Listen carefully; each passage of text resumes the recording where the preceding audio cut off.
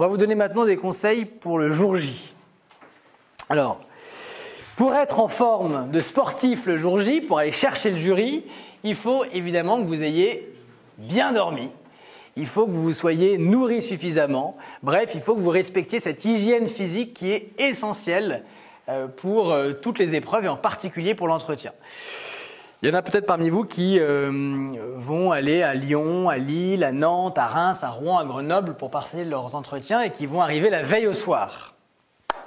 Alors, c'est très bien d'arriver la veille, c'est très bien de profiter de la matinée si vous passez l'après-midi pour vous promener dans la ville, pour prendre le pouls de la ville, pour peut-être découvrir déjà quelque chose qui vous permettra de montrer que vous êtes curieux, vous avez envie de vous impliquer dans cette ville, d'aller dans les couloirs de l'école pour tâter le pouls aussi des élèves qui s'y trouvent déjà. Mais dans ce cas, ne cédez pas à la tentation des anciens élèves, enfin des élèves qui sont déjà dans l'école et qui vous accueilleront peut-être la veille en vous disant « Super, tu viens à Lyon, t'inquiète pas, on va faire la tournée des bars, je vais tout te montrer, et qui sont ceux qui vous ont précédés, qui sont déjà dans l'école. Si vous faites ça, eh bien, évidemment, le lendemain, vous serez plus bon à rien. Donc, vous devez surtout ne pas céder à cette tentation, vous coucher tôt et vous vider la tête, vous aérer autant que possible.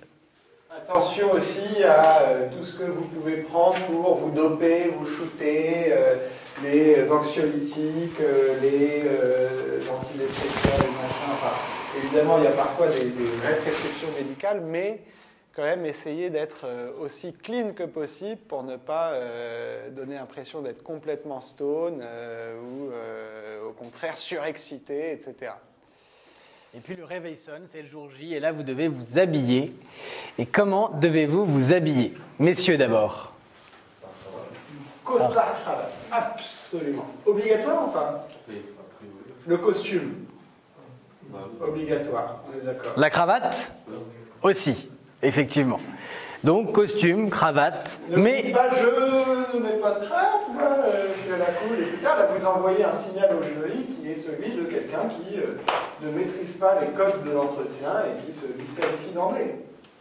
Vous vous distinguerez autrement que par le choix de ne pas mettre une cravate, ce qui serait perçu comme un manque de justesse, de respect peut-être. En tout cas, c'est tout à fait déconseillé. Donc costume, cravate, mais sobre autant que possible. Il y a certaines écoles, l'EM Lyon en particulier, qui détestent par-dessus tout ces petits bourgeois parisiens qui arrivent avec des costumes à 10 000 €, des chaussures en croco, des énormes boutons de manchette, une grosse montre et qui se sentent arrivés et qui dégagent par leur attitude mais aussi leurs vêtements cette arrogance qu'ils détestent absolument et qui fait sentir au jury qu'eux, après tout, ils ont bien de la chance qu'ils daignent descendre jusqu'à Lyon, se faire désirer dans cette école, alors que lui, il est parisien, il a été à Assas toute sa vie ou à Dauphine, et qu'ils ont bien de la chance de l'avoir comme candidat. Ça ne veut pas dire que si vous avez un très beau costume, vous devez ne pas le porter, mais aller chez Tati, en acheter un peu plus flottant, etc. Mais faites attention quand même à vos choix vestimentaires qui ne doivent surtout pas dégager cette impression de petit parisien péteux, arrogant et qui se la joue.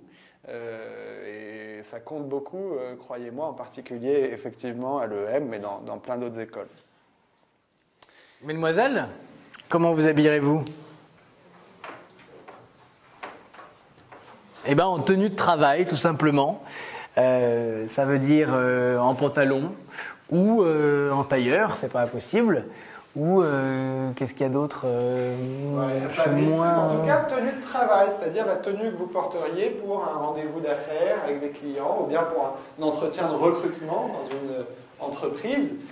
Ça veut dire sobre, simple, et ça veut dire surtout pas de confusion des genres, pas de mélange des genres. C'est pas une tenue de soirée. Le jury ne doit pas se dire, mais elle se croit où à l'open bar, c'est pas du tout ça. Donc, il faut être aussi simple et sobre que possible et éviter les tenues affriolantes, éviter les jupes trop courtes, les décolletés trop vertigineux, les couleurs trop folles. Voilà, essayez là encore de vous dire, je vais me distinguer autrement que par ma tenue vestimentaire. C'est pas un défilé de mode, c'est pas une soirée dansante, c'est un rendez-vous de travail. Et soyez à l'aise. Il n'y a rien de pire qu'une fille qui est je dis une fille parce que c'est plus facile pour nous, hein, costume, cravate et hop. Mais mesdemoiselles, parfois, on sent que vous n'êtes pas très à l'aise dans votre tenue et si vous êtes obsédé par cette jupe ou par ce décolleté, vous ne serez pas présente à ce que vous dites et c'est votre propos qui va s'en trouver gravement affaibli. Une bonne façon de s'habituer à ces vêtements que vous porterez le jour J, c'est de les mettre pendant les entretiens blancs. Comme ça, vous ne serez pas surpris.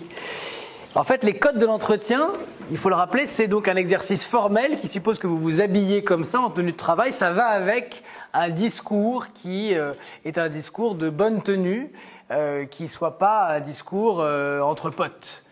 Si vous arrivez dans la salle et que vous précipitez sur le jury en lui serrant la main et que vous lui racontez que cette expérience dans cette boîte, c'était quand même hyper cool, là, vous n'avez pas pris...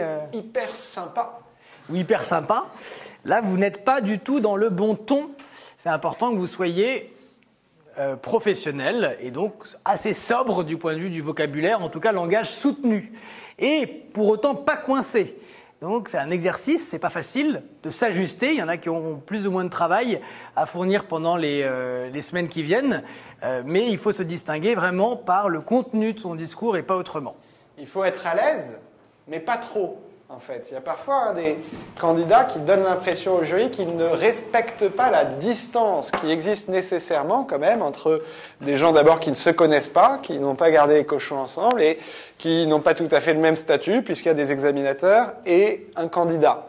Donc, il faut respecter cette distance, mais en même temps, il faut savoir la faire oublier. C'est là que c'est un peu délirant ce qu'on vous demande, c'est qu'il faut faire oublier au jury qu'il est un examinateur et que vous n'êtes qu'un candidat.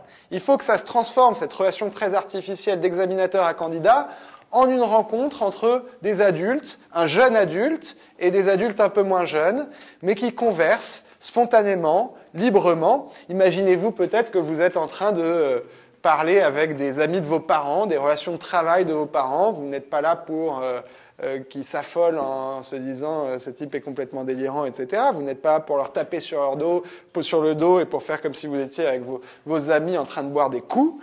Mais en même temps, vous n'êtes pas là pour être une petite chose coincée qui se décompose complètement sous le regard d'un adulte. Bon. Donc il y a cet entre-deux qu'il faut trouver et ce niveau formel à maintenir sans pour autant devenir gardé coincé artificiel. Vous devez passer un bon moment quand même. Une petite chose pratique qui n'a pas grand-chose à voir, mais lisez la presse, lisez le journal le jour même de l'entretien, la veille de l'entretien, bien sûr. Tous les jours, entre maintenant et le dernier de vos entretiens, vous allez vous informer, lire la presse, etc.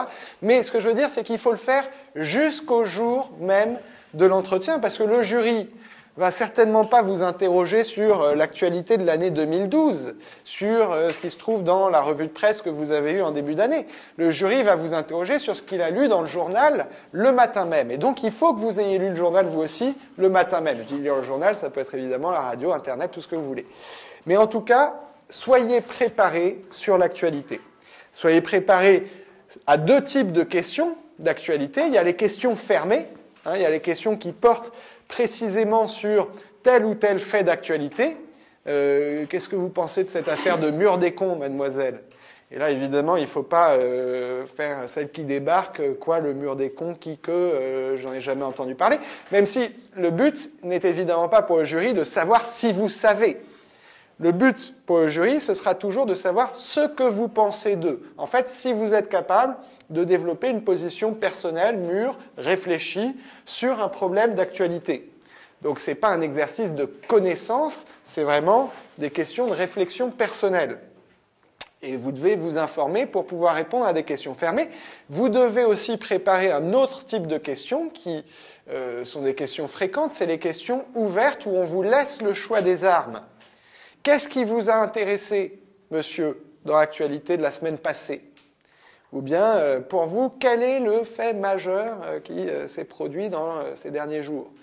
Et là, évidemment, c'est très intéressant pour vous d'avoir préparé ce genre de questions ouvertes pour sortir une réponse qui soit personnelle et qui soit cohérente avec votre parcours, vos expériences, vos goûts, vos centres d'intérêt, votre projet professionnel peut-être. Donc quand vous lisez le journal, ne lisez pas avec cette ambition de tout retenir pour savoir, sortir la bonne réponse. Il n'y a pas de bonne réponse. Lisez-le d'un œil critique et essayez de développer votre opinion pour pouvoir répondre aux questions qu'on vous poserait, mais pas seulement pour savoir si vous savez. Si on vous interroge sur un fait d'actualité dont vous êtes passé à côté, si on vous demande par exemple ce que vous pensez de la réaction d'Arnaud Montebourg face à l'OPA qui a essayé de tenter sur Dailymotion et que vous ne savez pas de quoi il s'agit, n'hésitez pas à demander au jury de vous rafraîchir la mémoire et d'essayer du coup de donner votre avis comme ça en direct.